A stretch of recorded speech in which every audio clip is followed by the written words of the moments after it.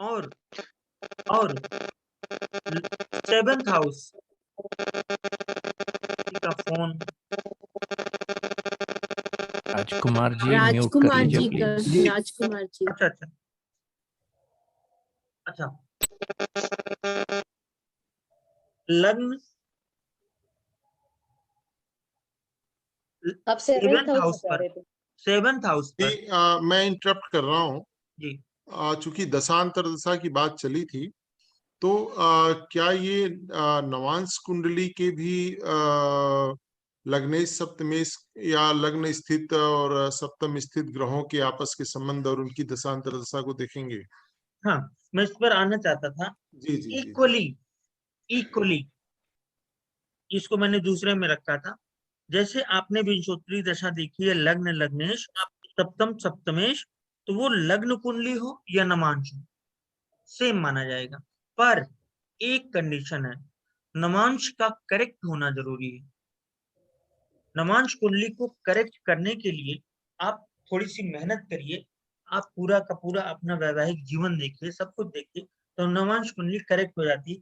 होता क्या है, या तो वृष है या मिथुन है, कर्क है या सिंह है, मकर है या कुंभ, मतलब ट्रांजिट पे रहता है नवमांश अक्सर। क्योंकि नवमांश अगर आपका सही हो गया तो कुंडली लगभग लगभग करेक्ट हो जाती है। आपका कहना बिल्कुल सही है, हमें नवमांश में ये दशाएं देखनी है। अगर नवमांश में ये फुलफिल कर रही हैं तो बिल्कुल ये कंडीशन पूरी हो गई। और किसी का कोई प्रश्न अभी? गोचर भी मेरा एक देखना है रिक्वेस्ट सर था। रोमांस में। हाँ, नवमांश देखते समय लग्न कुंडली को ही प्राधान्य दिया जाएगा ना, कि नवमांश को दिया जाएगा? फिर पहले लग्न को देंगे फिर नवमांश को। ठीक। नवमांश लग्न में गोचर भी देखना है सर? नहीं नहीं नहीं नहीं नहीं, नवमांश में गोचर नहीं देखना, तो कंफ्यूज हो जाएंगे आदमी। नवमांश में गोचर बहुत एडवांस लेवल पे होता है और उसका बहुत कम यूज होता है। पर यहाँ आपको नवमांश में किसी भी तरह के गोचर से कोई मतलब नहीं है। और एक चीज और रखिए, नवमांश को हम यहाँ एक वर्ग कुंडली मान रहे हैं। हमेशा जो 3 3.5 का रेशियो है, मतलब 3.5 लग्न का और 3 नवमांश, 3.5 एंड 3, ये रेशियो यहाँ नहीं है। यहाँ नवमांश तो वो उतना तो है भी, उसके साथ एक वर्ग कुंडली भी, मतलब नवमांश पत्नी D9 एक चार्ट भी है अलग से। अदरवाइज नवमांश हमें तो हर घटना में देखेंगे। अब आपको 5वां मानदंड आ रहा है, 5th पैरामीटर। ये आप कुछ बोल रहे थे 7th हाउस करके, फिर रुक गए थे आप। हाँ, बहुत बढ़िया। आप क्या करें, 7th हाउस पर या 7th लॉर्ड पर जब गुरु की दृष्टि पड़ेगी तब तो विवाह होगा। लेकिन 7th हाउस 7th लॉर्ड पर शुक्र और मंगल की दृष्टियां जब पड़ती हैं, या फिर वीनस, नटल वीनस और नटल मार्स पर जब इनकी दृष्टियां पड़ती हैं, ट्रांजिट के, गोचर के नटल, गोचर के वीनस और मार्स की, तब रिलेशनशिप्स बन सकती हैं, है ना? गुरुजी नहीं समझ में आया, एक बार फिर एक्सप्लेन सर एक कीजिए। छोटी सी क्वेश्चन है सर इसमें। हम्म इसमें सर पूरी राशि को एक मान कर लेंगे या कोई डिग्री मतलब ग्रह का डिग्री वाइज भी देख सकते हैं? नहीं नहीं, राशि राशि सर, वैदिक में डिग्री जी का कॉन्सेप्ट नहीं है। ठीक ये है जैसे सर, ठीक नाड़ी पर पहुंचे तो डिग्री, या तो फिर हम केपी में लेते हैं।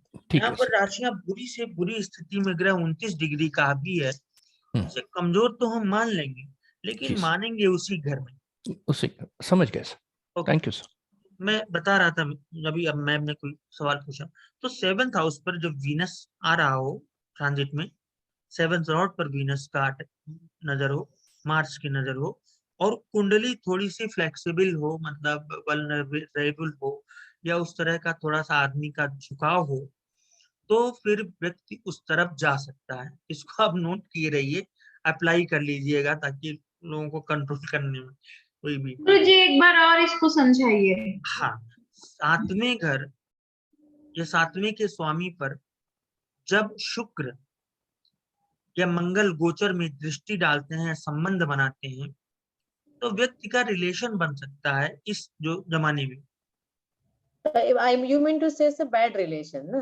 हाँ, उस रिलेशन बैड क्या बोलूं मैं, बन सकता है, बस वही बैड। दूसरा, इसको मैं समझाऊंगा त्रिशांश कुंडली से, लेकिन मैं थोड़ा सा हिचकता हूँ कि लोग उसका फिर मिसयूज करने लगते हैं, है ना, और ऐसा ठीक नहीं है। पता चला कि लोगों का देखने लगे, तो मैं कोशिश करूंगा इसको बताऊं। तो इतना याद रखिए कि 7th और 7th लॉर्ड पर इवन जब राहु शुक्र दृष्टि डाल दें या राहु शुक्र एक साथ हो, तब भी इस तरह की संभावनाएं बनती हैं। इसके लिए एक अलग रिसर्च है, शायद प्रसाद जी जानते हो। मैं तो जर्नल ऑफ एस्ट्रोलॉजी नहीं पढ़ा हूँ और मुझे कहीं मिलती भी नहीं थी, जो मैगजीन है। अगर आपके पास हो तो मुझे उपलब्ध कराइएगा, मैं सारा चार्ज कर भेज दूंगा। तो क्या नाम है सर? जर्नल ऑफ एस्ट्रोलॉजी जो मैगजीन है राव सर की आती राव है, साहब की, जी हाँ, जी। ये क्वार्टरली आती है। तो उसमें एक लेख है कि कैसे कम उम्र के बच्चे भावनाओं में बह जाते हैं। तो पूरा का पूरा आर्टिकल है, उसको भी मैं कोर्स में शामिल किया हूँ, मैंने डाला। अब आगे आते हैं 5th parameter, marriage, timing of marriage का 5th पैरामीटर। लगभग एक मिनट मैं आपको इंटरप्ट कर रहा हूँ। हाँ, आपने इसमें जो पिछला वाला आपने बताया था, उसमें आपने नेटल वीनस और नेटल मार्स के बारे में भी कुछ बताया था, उसको रिपीट कर पाएंगे? हाँ, नेटल वीनस, अगर पुरुष की कुंडली में नेटल वीनस पर जुपिटर का एस्पेक्ट होगा तो ये शादी में माना जाएगा, शादी के लिए आवश्यक है। महिला के लिए नेटल मार्स पर ट्रांजिट जुपिटर का एस्पेक्ट होना जरूरी है। ये नेटल क्या होता है गुरुजी? जन्मकालीन, नेटल जन्मकालीन। जो भी प्रॉब्लम हो आप पूछिए प्लीज, इंग्लिश में कोई चीज कर दी गई हो। एक बार इसको और दोहरा दीजिए। अच्छा, मैं रिपीट कर रहा हूँ। गोचर के गुरु का या गोचर के बृहस्पति का जन्मकालीन शुक्र या मंगल पर प्रभाव होना चाहिए। इसके अनुसार विवाह के समय गोचर का गुरु पुरुष जातक के जन्मकालीन या मीनू चावला, नहीं आप ऑडिबल नहीं है मैम, हाँ, जन्मकालीन शुक्र और महिला जातक के जन्मकालीन मंगल को प्रभावित करेगा। मीनू चावला जी, आप सवाल पूछिए।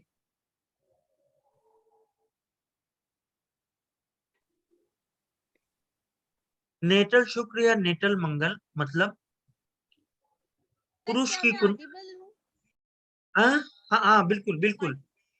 सर आपने ना ये 7th हाउस और 7th लॉर्ड पर अगर शुक्र या राहु की दृष्टि आ जाए तो व्यक्ति के जो है संबंध बन सकते हैं। और सर इसमें आपने एक पॉइंट और बोला था कि नेटल वीनस और मार्स पर अगर गोचर के वीनस और मार्स की दृष्टि आए तो भी ऐसा होता है, हो सकता है जी। ये सर क्लियर करेंगे एक बार पॉइंट? नहीं, मैं क्लियर करूंगा, इसको आगे मैं लूंगा त्रिशांश कुंडली के साथ। जी सर। जी प्रसाद जी बताइए। तो थैंक यू सो मच। जैसे sir, to make things easy, आज के दिन में सिंह लग्न और कुंभ लग्न को अगर हम जांचेंगे या देखेंगे,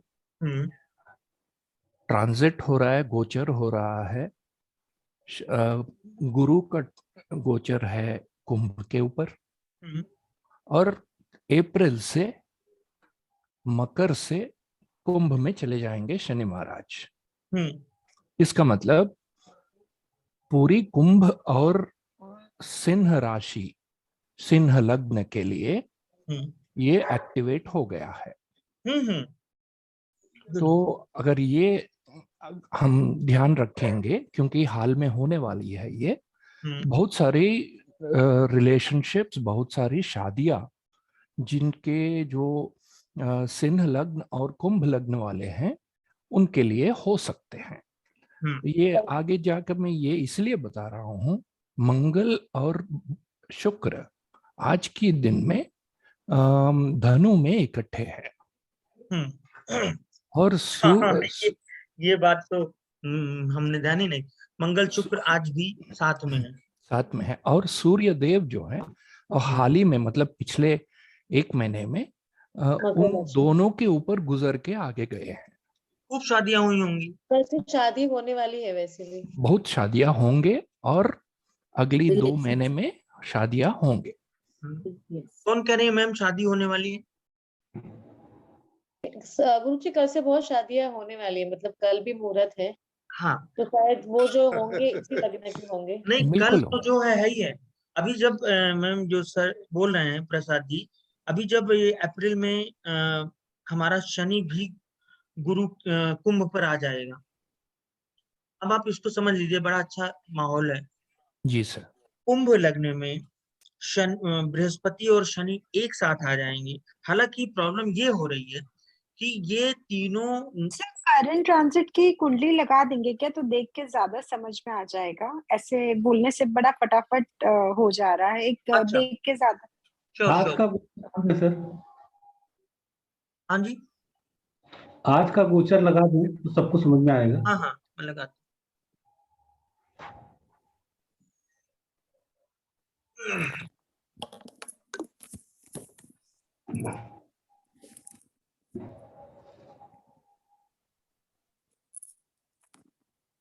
सिंपली मैंने कुंडली खोल दी, जो भी एज इट इज है आगे। अब इस कुंडली में देखिए, कर्सर देख रहे हैं आप लोग? जी sir. Ji sir.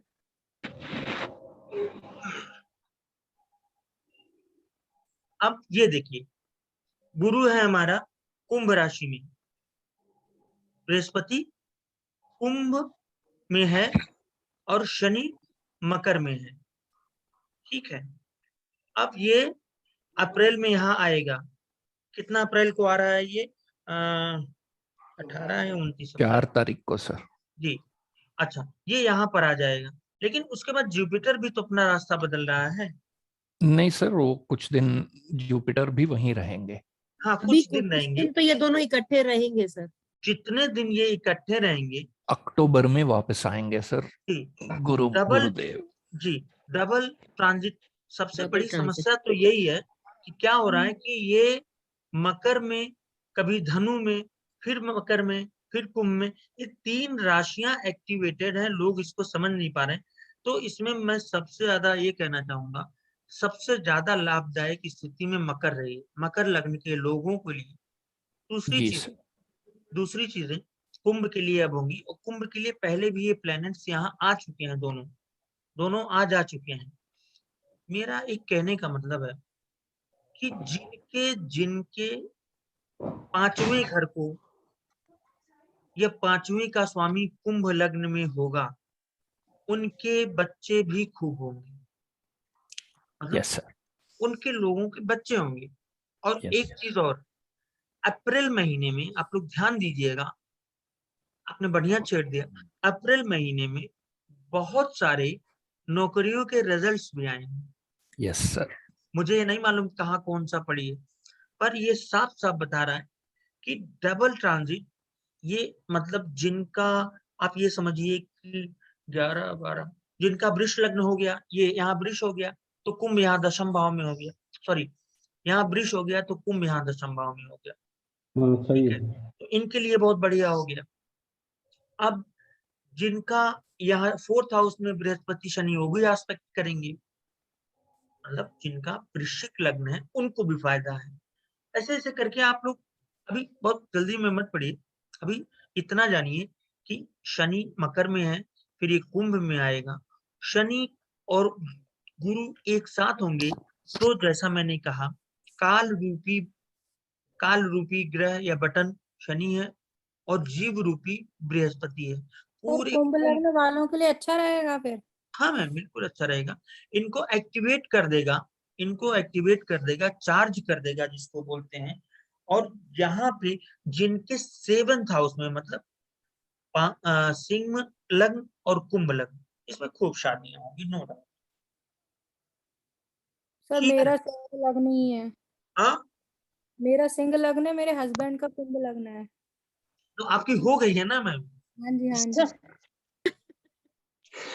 Sir please topic आगे बढ़ाइए। हाँ, मैं बढ़ा रहा हूँ। अब देखिए, फिफ्थ पैरामीटर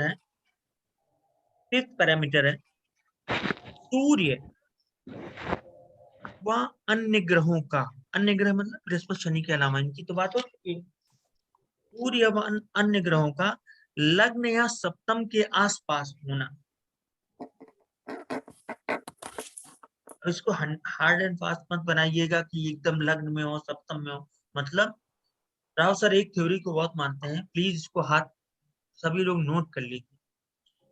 वो किसी ग्रह की बगल वाले हाउस को और इधर वाले हाउस को, लेफ्ट और राइट दोनों को महत्व देते हैं। मतलब 212 को बहुत महत्व देते हैं। और सर प्लीज रिपीट। मैं बता रहा हूँ, राव सर किसी ग्रह के अगल बगल भाव को बहुत महत्व देते हैं। जैसे यहाँ पे शनि है, सॉरी यहाँ पर सूर्य है, शनि को भूल जाइए आप। यहाँ पर सूर्य है, यहाँ पर मंगल, यहाँ पर शुक्र, और यहाँ पर एक मिनट, आप मंगल और शनि को भूल जाइए, पापी ग्रह। तो राव सर क्या कहेंगे, सूर्य बुध के बगल में शुक्र है और गुरु है, इसलिए बहुत अच्छा है ये, इस तरह का, मतलब उसके आसपास है, राइट? यस। और अगर नाड़ी पद्धति में क्या होता है, अगल बगल के ग्रह और त्रिकोण को लेते हैं, ट्राइंस को लेते हैं, 159 को। लेकिन यहाँ अभी उसमें बिल्कुल नहीं जाना है। नाड़ी में सबसे अच्छी भृगुनंदी नाड़ी होती है, लेकिन उधर नहीं जाना। वैदिक सभी लोग समझ लें, मेरा सबसे बड़ा हुआ कि वैदिक समझ लें।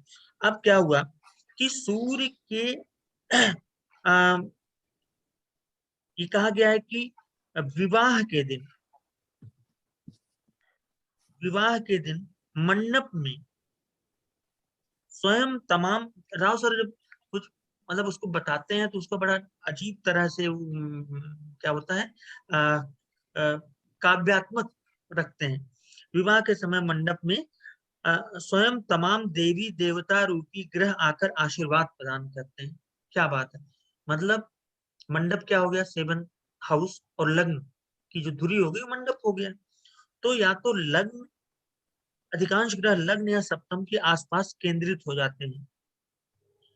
सूर्य की ऐसी स्थिति की पुष्टि दरअसल विवाह का महीना निकालने में मदद कर सकती है। ये देखिए, एक चीज हो गया आपका, एक विवाह का मंथ निकालना। एक सर का कोई शिष्य था बैंक में, वो डेट बता देता था शादी की, लेकिन इसके लिए क्या हुआ, उसकी नौकरी वोकरी सब चली गई। 3-4 दिन लगता था डेट बताने में और वो कुछ कर नहीं पाता था। तो डेट भी बताया जा सकता है, अगर आप रिसर्च करिए, किसी एक कुंडली पर रिसर्च करिए, उन लोग को समय नहीं मिलता, शुरू में डेट्स निकाले गए हैं। ऐसा मैं कह रहा हूं कि लग्न